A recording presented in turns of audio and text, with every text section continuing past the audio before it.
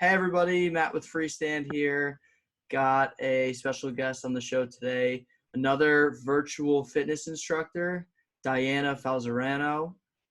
She's out in Long Island right now, joining us. We're not too far. I'm in Brooklyn, by the way. I meant to mention Oh, that. nice. Yeah, not too far at all. Not too far. I saw Beach Bum up on your wall there, so I thought you were in like California or something first. Oh, no, I'm in Long Beach, New York, not California, but the beach is like right there, so it's pretty nice. Yeah, very cool. So anyway, like I said, Dianna is a virtual fitness instructor. She's been in the fitness industry for the last 6 years. 6 years, right? Yep. And then she recently launched her own virtual studio during COVID. So we're going to dive into all of that. How are you? I'm good. How are you? I'm good. Thank you for coming on. Yeah, thanks for having me. Of course.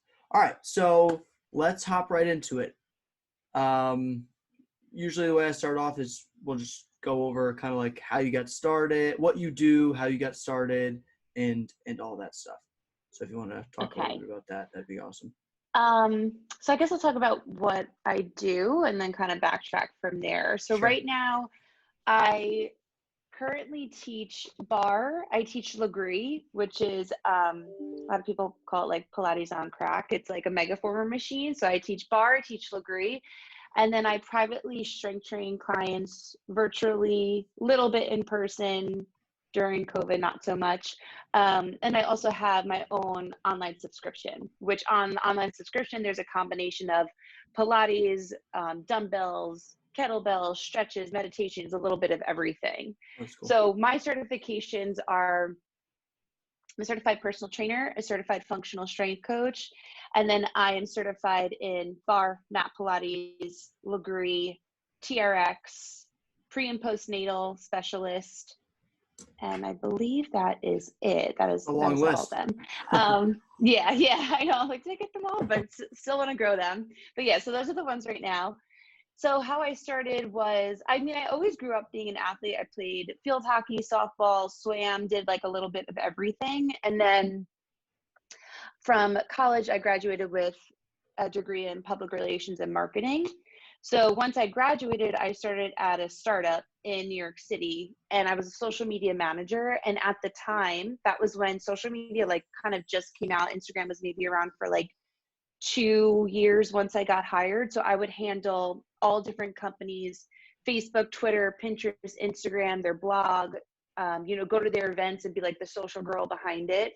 So we were a small agency, and I was there for about 3 years. And I really liked my job. I learned a lot, especially now that as a fitness professional, like my Instagram is my marketing. It's where I do get a lot of business. So it helped me a lot in that sense. But I was at the time taking Soul Cycle. That was like when Soul maybe had, 10, 12 studios, like boutique fitness was just getting started. So a lot of the time after work, I would go take a class or I would go to the gym, and I don't know, I was realizing that I couldn't sit behind a desk 9 to 5. And we still had like a really cool job. It's like, I would go meet clients in the city and whatnot, but yeah. I was just like, I can't be this block day every single day. And when I was going to the studios and I saw like that there were manager positions and these instructors were there full time, I was like, oh my God, I would love to do something like that.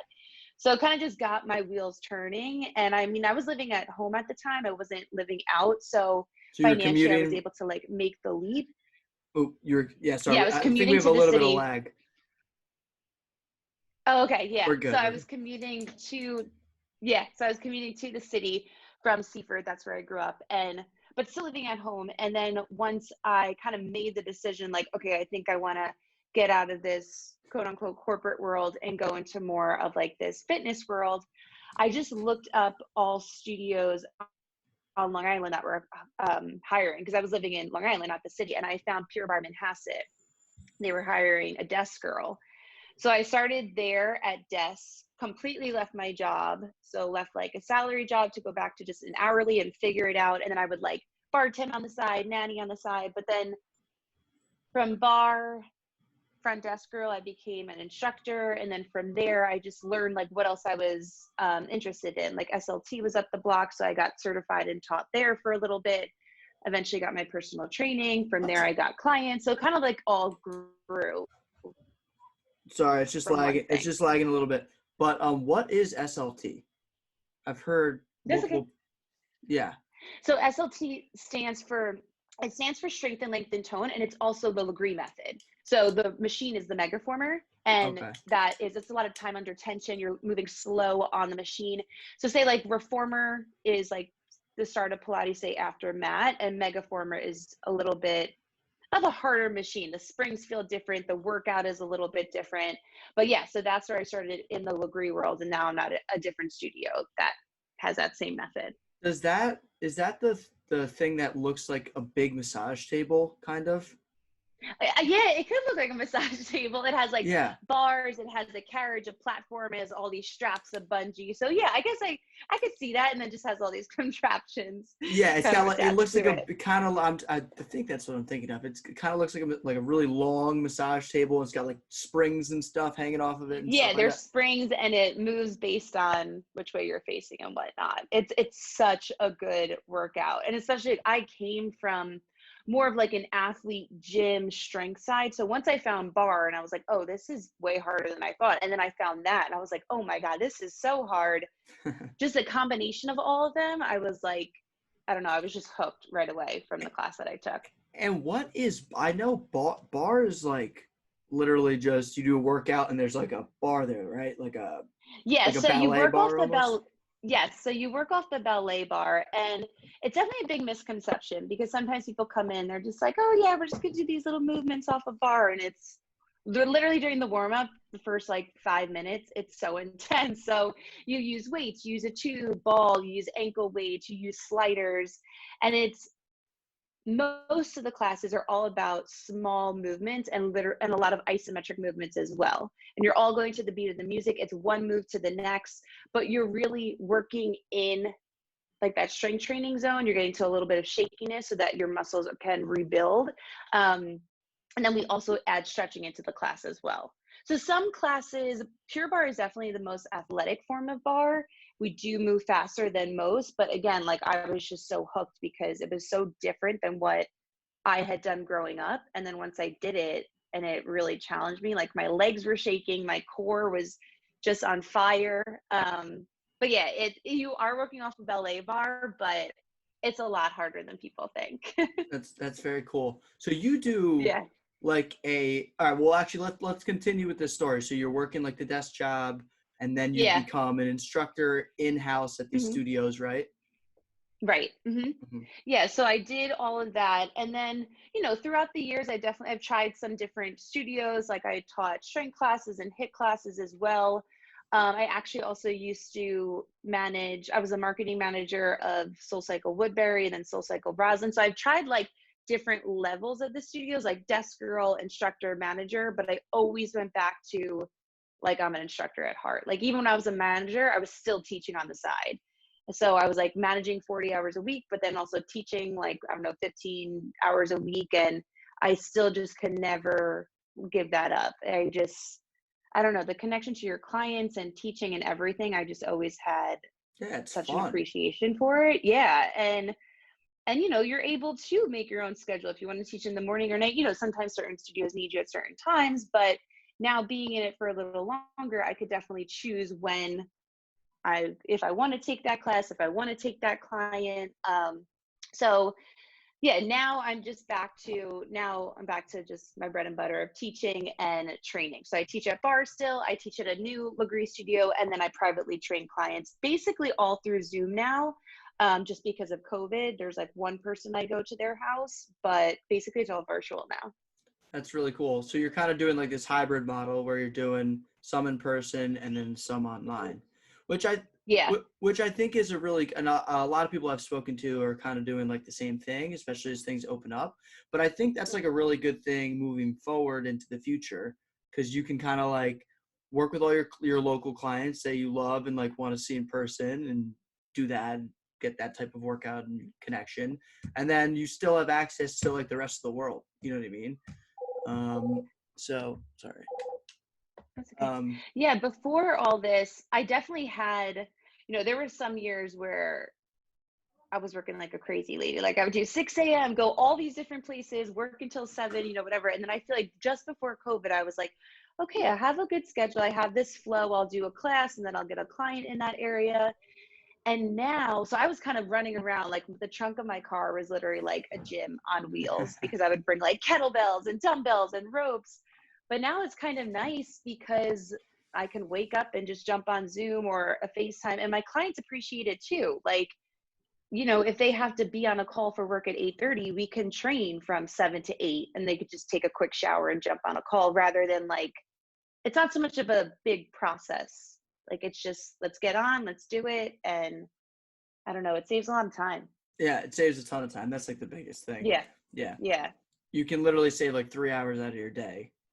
And Hmm. you don't have to wake up super early, go to the gym, shower there, come home, then go to Yeah. I work. could just knock out like 3 clients in a row in 3 hours while I'm just sitting at home rather than like trying to get to Yeah. everybody on the island and stuff. So And it then your works out day's well. completely wide open.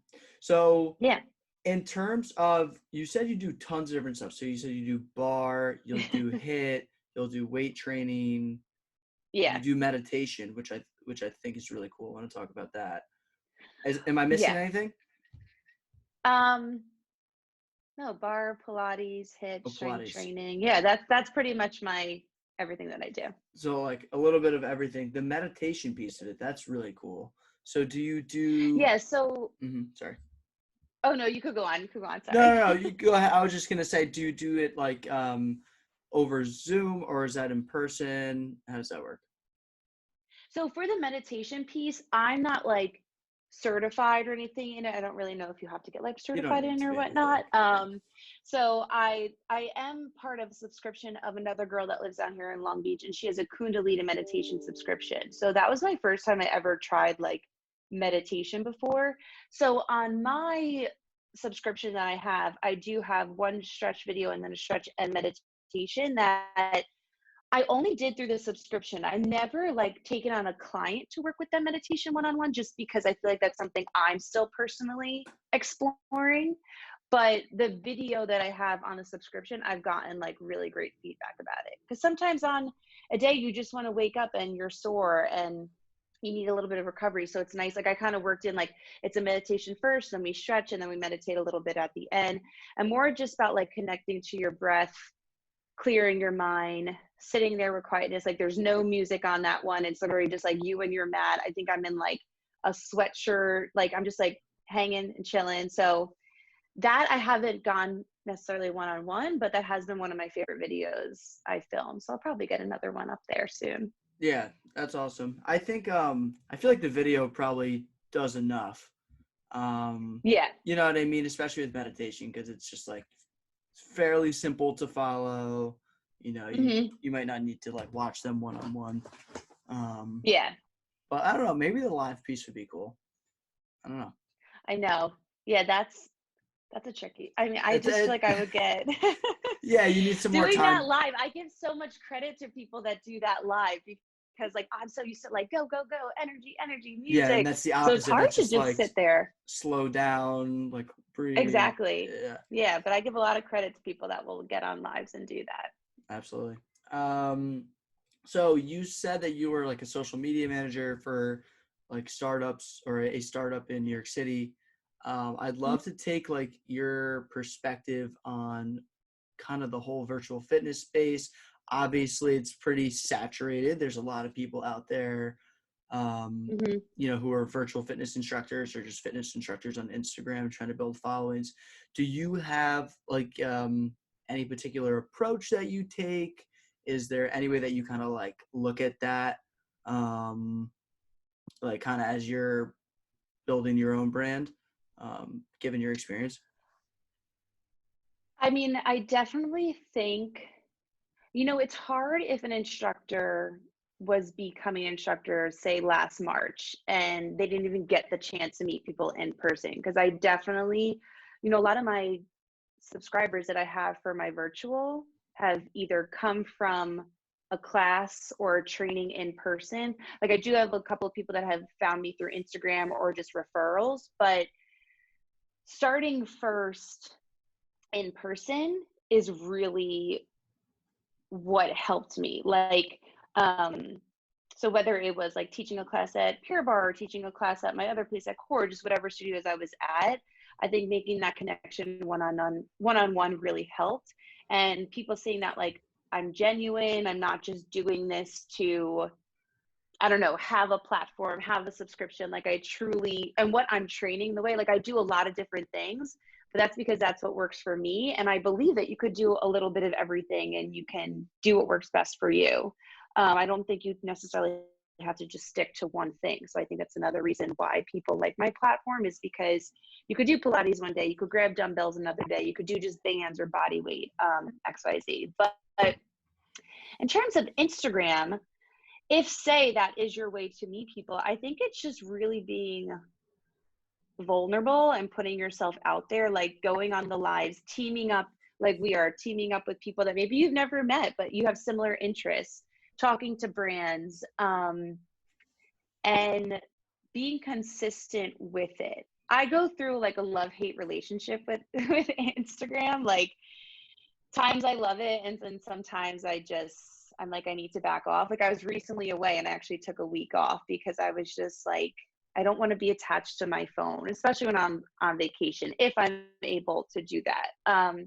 So yeah, I think it's just being vulnerable, putting yourself out there, and what you say, people will find. Like, don't just say something because someone else you're looking at is posting that. Like, don't just try to sell of your subscription. Just post your workouts, post what, I don't know, you're feeling that day. And the people that should be your customers will come and find you and be your customers. Like, you're not going to get, I mean, if you do, that's amazing, but you may not get 100 subscribers the first month of your Yeah. subscription, and maybe 10, and then it's going to grow. As long as like you have this steady following, it's going to keep going, and just being true to yourself and being consistent in whichever way. It's not posting every single day, but it's because people will know if you're just putting up a post to put up a post, you know? Yeah.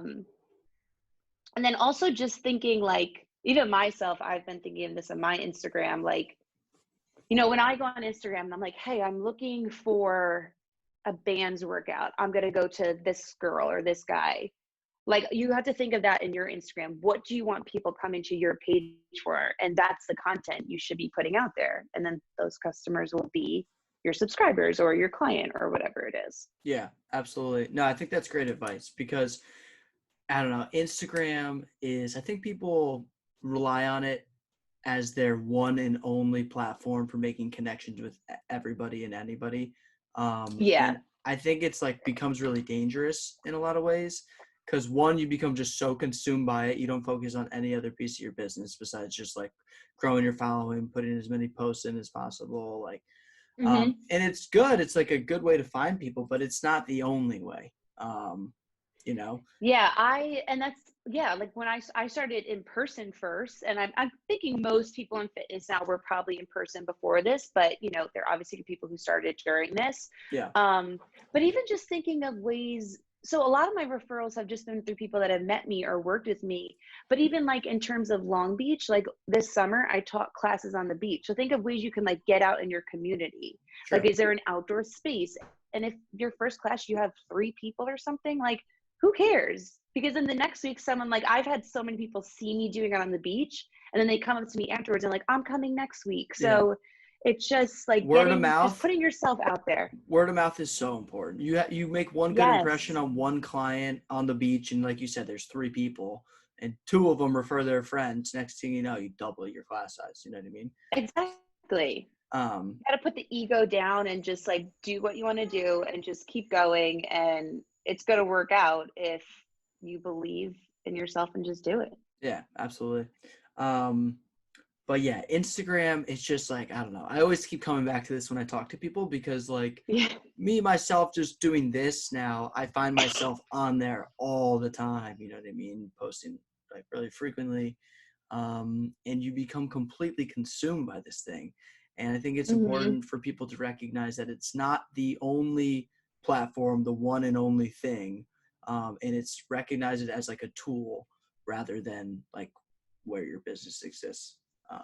Like, it's crazy to see, like, when I used to work in social media and just thinking of like what I used to do, like, it was pretty basic at that time. Like, you would put up a photo and, like, I don't even know if there was video then. I can't even remember. But like, now to think there's like stories, there's reels, there's IGTVs. It's nuts. Yeah. And every single day there's something more. And then there's like TikTok and there's this and that. It could be really overwhelming. So I think you don't have, and you also don't have to feel like you have to do everything. Yeah. Like, I just started doing reels because I was like, I don't know how the heck to do this. So I just figured it out, and I was like, okay. Do you use TikTok at all?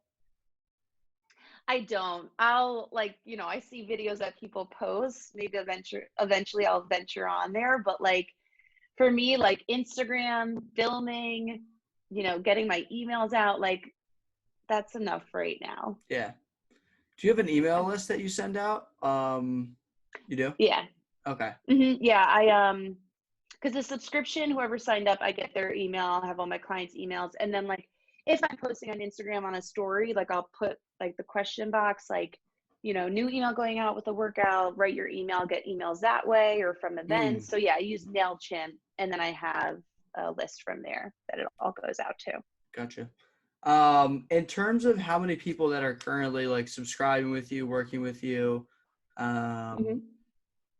do you have, well, first of all, do you have like different types of memberships, and then also how many people are, signed up? So the membership is you only pay, well, your first month is $10, and it actually works month to month. So it's not like if you signed up June 13th, you get charged July 13th. It's the first to the last of the month. So it's $10 for your first month. And then going forward after that, it's $30 for all the months after that. And if you refer people, you can get like $5 towards your next month and whatnot. So that is just one amount for that. And then in terms of virtually training and in-person training, there are different price points for that, because obviously, like, depending where I have to travel and whatnot. So like, that is a difference. I think I have about like 20 people subscribed right now. And then I have. That's awesome. So for the virtual thing, you have 20 people? Yes. That's great. And then I have like about 8 private clients, but between them, it's, I think, like 20 sessions a week, because some of them do 2 times a week, some of them do 3, some of them do 4. So it's a lot. And then on top of that, I'm also teaching, I think, about like 9 to 10 classes a week. Holy shit. So you're doing, you said you have 8 clients. It's a lot. You have 8 clients a week, some that do 2 sessions a week. Okay. So let's say you're doing, not everyone's doing 2 sessions a week, right? Let's say half of them are doing 2 sessions a week. Most people are doing 2 or more. Oh, okay. So you're doing, let's say you're doing 16 2 or more. You're doing 16 privates, and then you said 9 9 classes? 1, 2, 3, 4, 5, 6, 7, 8. Yeah, 9 classes a week. Okay. And then usually I teach like a private class once a week. And then if like I team up with a brand, like this week I teamed up with like 2 different brands. So those were like 2 additional classes. So yeah, it's a lot. Wait, and are the classes that you're talking about, are those in person or are those virtual?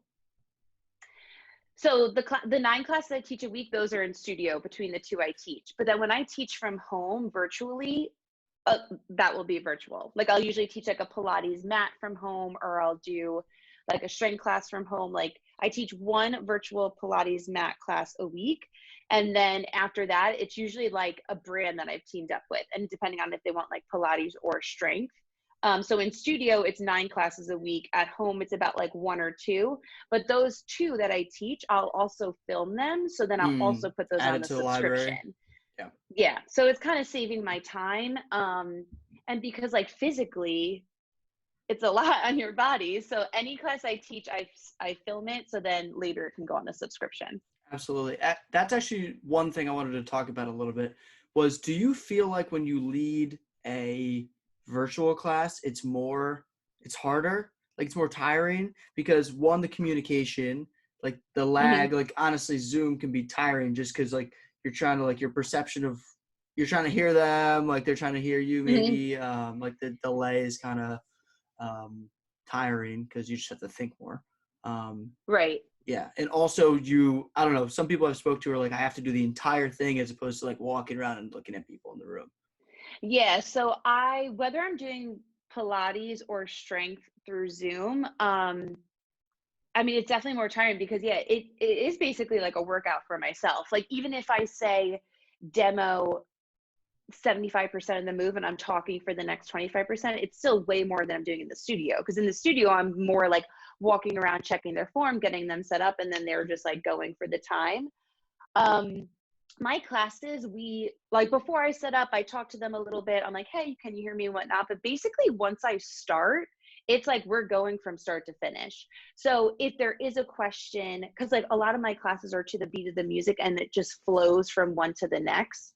So I'm not saying that people aren't like can't ask questions during it, but it's kind of like you're just going through the motion. Think of like yoga or, Yeah. anything like that. Like you're not stopping really. So definitely teaching from home. I remember when I first taught, I literally felt like I was like panting heavily into the mic. And then I would like watch the recording afterwards because I was like, how do I sound and everything? But it sounded fine. But it's a lot more work than you think. And also because depending on where you're working, like if I'm using a slider, I need to make sure I'm on my wood floor, my mat's away, then I have to like grab my weights and band. So it's a lot more, Pull everything you into really have to frame. prepare. Yes, you have to Yeah. prepare. You have to think like, okay, where am I facing with this and with that? But I mean, I love it. Like after I teach, like I was just away and I taught Pilates, I think it was yesterday from home. And it just felt so good, like doing it again. It kind of, I think before this, a lot of people weren't working out from home. And it's kind of showed you like I could get a lot done from home, a lot Yeah. more than I thought I could. Yeah. And it's great because I think the really great thing is like one for the people that see you in person but just like can't get there that day, then they can just Hmm. check your videos out or whatever, or Yeah. do your once a week thing.